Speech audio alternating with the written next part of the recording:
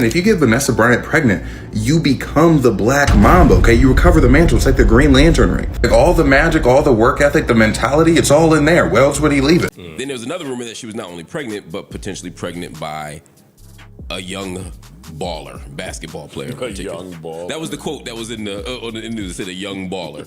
I'm assuming they meant basketball player. We've all heard the buzz about Vanessa Bryant's possible pregnancy. Social media is on fire with it. But what no one saw coming was Shaq himself stepping in. Yes, Shaquille O'Neal, the towering NBA legend, the cultural powerhouse, and a man who called Kobe his brother, publicly calling her out. And he didn't just mention Vanessa, he threw shade at the new baller she's rumored to be spending time with. This wasn't just gossip, it was a spectacle. It all went down on IG Live, and the internet practically snapped in half. Out of nowhere, Shaq, who once vowed to protect Kobe's daughters like his own, hit that go live button just to confront Vanessa face to face about the rumors. A direct call out in front of thousands watching live and millions replaying it later. And yes, the topic was as personal as it gets, her body.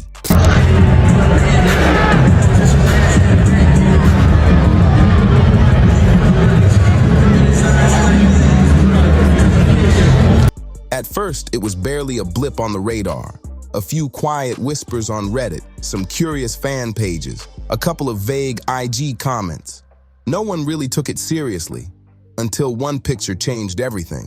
Vanessa was spotted at a private Malibu brunch, rocking a loose, breezy summer dress, laughing with friends, and her hand just happened to rest over what looked like a soft curve on her stomach, a curve that hadn't been seen in past photos. The online whispers became full-on shouts. Headlines screamed, "Vanessa Bryant sparks pregnancy rumors after public appearance."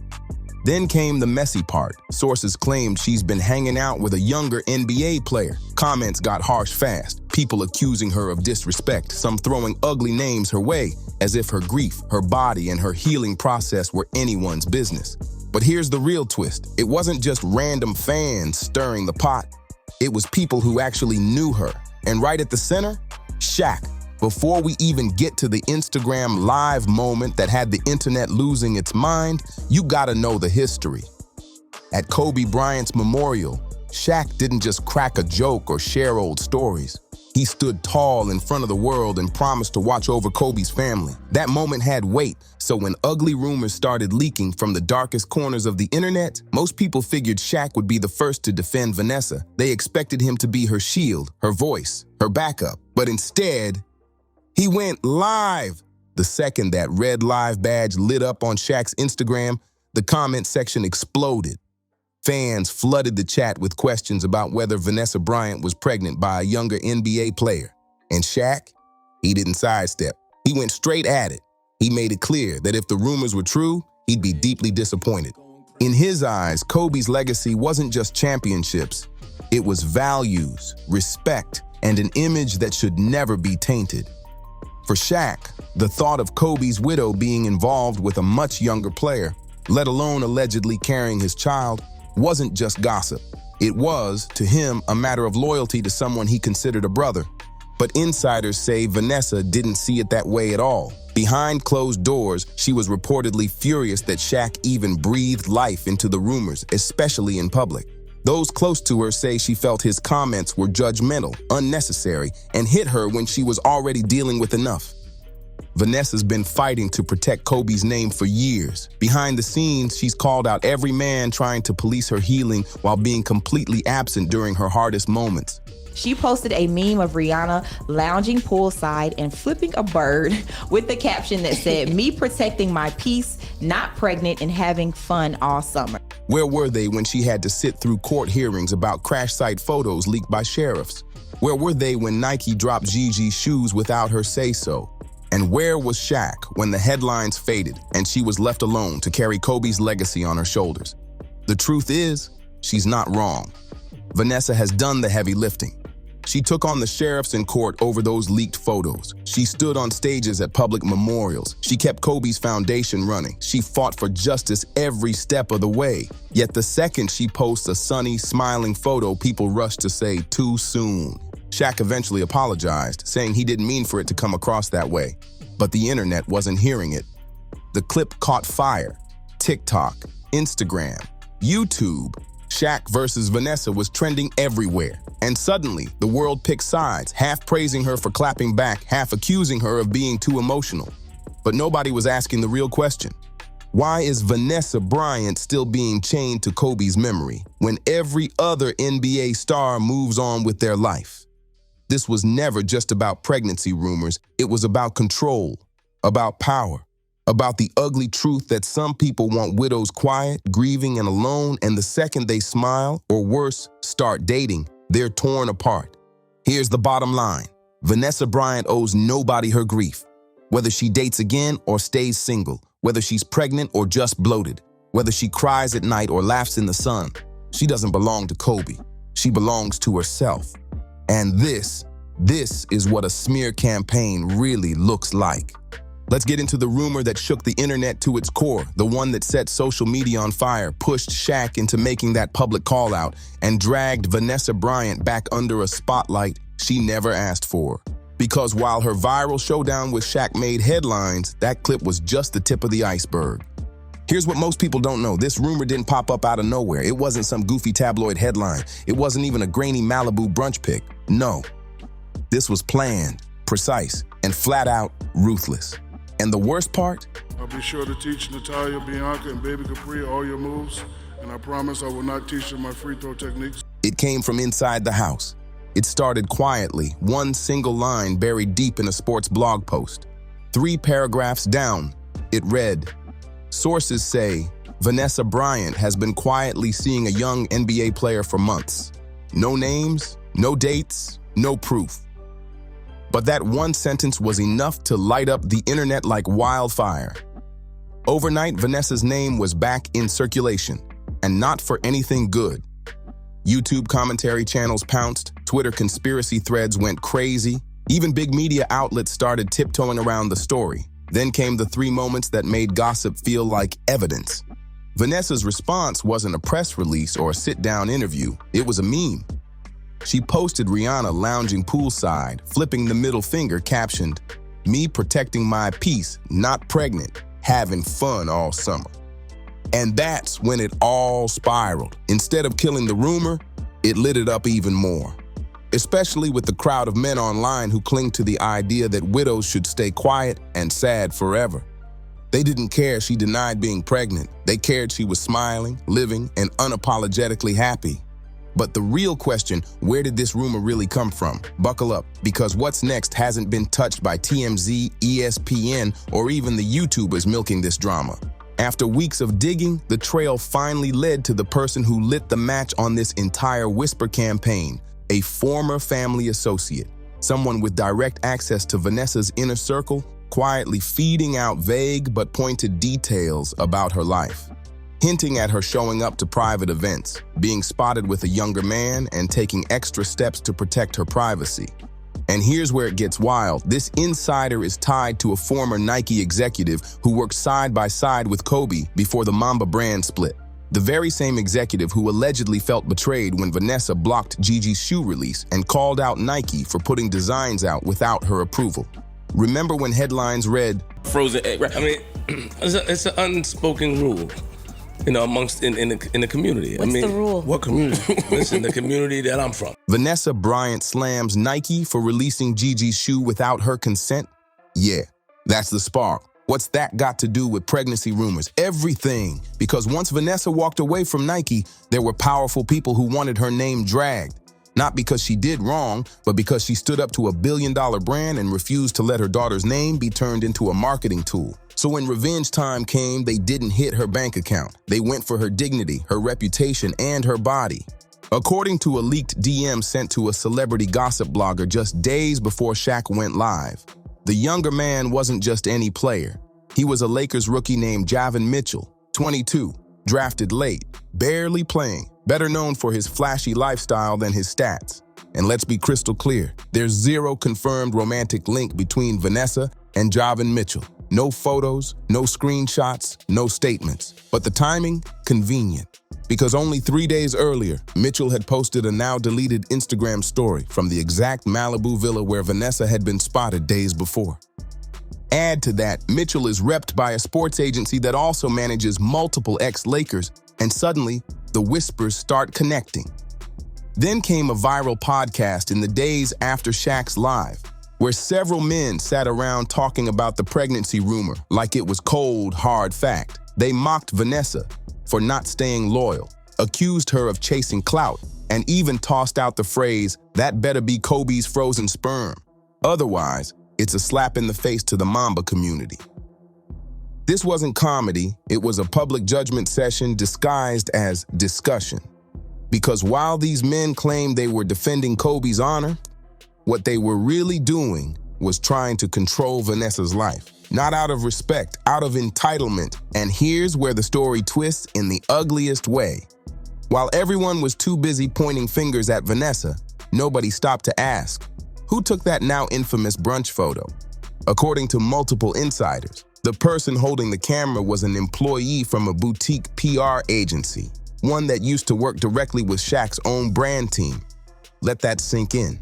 A PR associate tied to Shaq's circle was physically there when that baby bump pic was taken. That exact image never even hit the public, yet a description of it ended up in the first sports blog that launched the rumor. Coincidence? Or was Shaq's live confrontation never truly spontaneous? Could it have been staged? Or maybe a botched attempt to clear the air that came off like an ambush? We might never know for sure, but one thing's clear. Vanessa Bryant was betrayed, not just by strangers online, but by people who were supposed to have her back. And where's this same outrage when Kobe's estate gets mishandled by brands? Where's the heat when other NBA legends date models half their age? Where's the energy when Vanessa quietly donates millions to the Mamba and Mambatita Foundation to keep Kobe and Gigi's legacy alive? The truth is brutal. Vanessa Bryant isn't allowed to win unless she plays the role of Kobe's silent, grieving widow. The moment she laughs, smiles, maybe even falls in love, the world turns on her. The knives came out, the price of loyalty and the cost of a legacy built on love. Before the lawsuits, the betrayals, the rumors, the disrespect, the IG live confrontations, and the public's deafening judgment, there was just love, and not ordinary love. The kind that built an empire, the kind that weathered scandals, courtrooms, championship highs, and helicopters hovering over their every move. The kind of love that defined an entire era of basketball and celebrity culture. But here's where the story turns gut-wrenching. Because in the months after Kobe's death, Vanessa wasn't just mourning her husband and daughter. She was also under attack, fending off legal battles, public disputes, and humiliating accusations. And some of the harshest came from inside her own family. In September 2020, just 8 months after the crash, her mother, Sophia, sat down for an emotional interview on Univision. Through tears, she claimed Vanessa had kicked her out of the family home, taken back the car she drove, and cut her off financially. Despite years of caretaking, the world was stunned. This wasn't a stranger. This was the mother of a grieving widow, going on national TV to paint her as cold and ungrateful. Vanessa didn't hold back. She issued a blistering statement. "My husband and daughter passed away unexpectedly, and yet my mother has the audacity to do an interview speaking negatively of me while shedding tears for a car and a home that were not in her name." Sophia later filed a lawsuit claiming she'd worked as an unpaid nanny for years and was owed financial compensation. The case was dismissed in 2021, and Vanessa, she didn't celebrate the win. She stayed silent. Because what could she say? Her husband was gone. Her daughter was gone. And now, the woman who raised her had tried to profit from her grief. And the family drama, it didn't end there, not by a long shot. The quiet tension between Vanessa and Kobe's parents, Joe and Pam Bryant, didn't just appear after the tragedy. It had been simmering for decades. It traces all the way back to 2001. When Kobe was 22, Vanessa was 18, and they tied the knot. His parents didn't even attend the wedding. That's right, they refused to support it. Why? Insiders say they disapproved of her age, her background, and the fact she wasn't African American. Things stayed tense but manageable until 2013, when Joe and Pam tried to auction off Kobe's memorabilia, including championship rings and trophies, without his permission. Kobe had to take his own parents to court to stop it. And standing firmly at his side, Vanessa. Even though Kobe later said he'd privately made peace with his parents, sources close to the family insist Vanessa never forgot the sting of that betrayal. When Kobe's will was drafted, his parents weren't major beneficiaries. Vanessa and their daughters were the center of it all. Then, when Kobe died, the old wounds reopened. At the public memorial, Pam and Joe weren't featured speakers. They sat in the crowd like strangers, barely exchanging words with Vanessa. They stayed out of the legal fights, but they were absent. And when Kobe was inducted into the Hall of Fame, Vanessa stood on that stage alone. No parents, no teammates, just her, carrying the entire weight of his legacy. From her perspective, it's staggering. Her husband is gone. Her child is gone. Nike profits off her daughter's image without permission. The sheriff's department spreads crash photos of Kobe's body. Her own mother sues her. Her in-laws stay silent. And then the internet turns on her for smiling too soon. So when she clapped back at the pregnancy rumors, confronted Shaq on IG Live, posted memes, took vacations, and dared to live her life, it wasn't rebellion, it was survival. And here's where the story takes a turn that makes everything even more complicated. Under California estate law, a surviving spouse can lose access to certain benefits from a late spouse's estate if they remarry.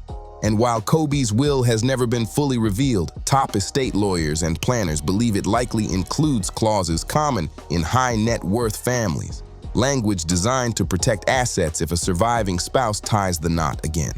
Translation: if Vanessa ever legally remarries, she could lose control over specific trusts set up for her daughters, passive income streams from the Bryant estate, her influence over the Mamba and Mambachita Foundation, widowhood-related tax advantages, and even partial rights to Kobe's intellectual property and ongoing brand deals. Kobe's net worth at his passing was estimated at more than $600 million, $200 million from his body armor investment alone, plus major real estate holdings, future Nike and media royalties, shares in the Mamba Sports Academy, and creative content from Granity Studios. Now do you see why a pregnancy rumor gets blown up into a full-blown media circus? Because in the eyes of some fans, and probably in the minds of estate lawyers, remarriage isn't just emotional, it's contractual. In plain terms, if Vanessa were to become Mrs. Someone Else, the Bryant brand gets complicated, the narrative fractures, and for Kobe's most loyal supporters, that alone would feel like betrayal. But is it betrayal or just a woman trying to live again? Here's the truth. Vanessa hasn't remarried. She hasn't confirmed any relationship. She's never exploited Kobe's name for profit. Instead, she's fought for every piece of what he left behind, turned her pain into purpose, and raised 3 daughters on her own while keeping Kobe and Gigi's legacies alive with dignity.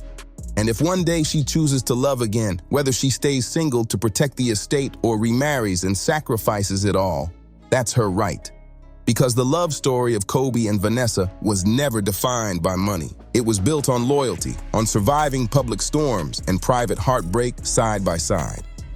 Vanessa Lane met Kobe Bryant in November 1999. She was 17, still in high school. He was 21, already a rising force with the Lakers. They met on the set of a music video where Vanessa was working as a background dancer. Kobe, young, rich, and already a name in LA, wasn't just interested. He was locked in. Within 6 months, he slipped a ring on her finger. By 2001, they were married, and there was no prenup. Even when Vanessa filed for divorce in 2011, citing irreconcilable differences, they found their way back. By 2013, they announced the split was off. They were choosing their future together. In other words, they chose each other again and again. In his later years, Kobe couldn't stop praising her. He called her his Queen Mamba. He told reporters she was his anchor, his everything. And then came January 26, 2020. The helicopter crash that took Kobe and Gianna and changed everything forever. From that day on, Vanessa wasn't just his wife. She became the keeper of his legacy. So whether she stays single forever, remarries, or simply focuses on protecting her daughters from a world that never stops watching, one thing's undeniable. Kobe chose her every single time. No rumor, no headline, no internet outrage can rewrite that. If one day Vanessa loves someone new, it won't erase the empire she built with Kobe. It won't erase the sacrifices she made. And it will never make her disloyal. It will make her human. And that's the part the world still struggles with. especially when it comes to widows who dare to live again after heartbreak. Vanessa Bryant owes no one her grief. She doesn't belong to the public. She doesn't belong to Kobe's memory. She belongs to herself. And that, more than anything, is what shakes a world that expects widows to stay silent, sad, and celibate forever. But here's what the media didn't tell you about what happened after that viral IG Live showdown. The real aftermath, the chaos.